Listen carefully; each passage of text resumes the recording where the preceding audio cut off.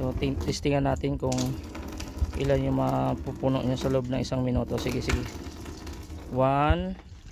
Oops, hindi. Ulitin mo. Pause mo. Isahod mo lang maganda. Okay. 1, 2, 3, 4, 5, 6, 7, 8, 9, 10, 11, 12, 13. So nasa 13 seconds. Meron siyang 1.5.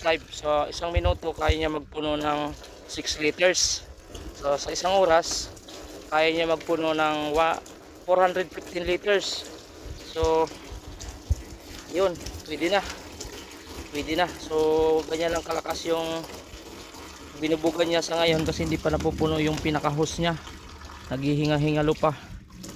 So ganun lang siya.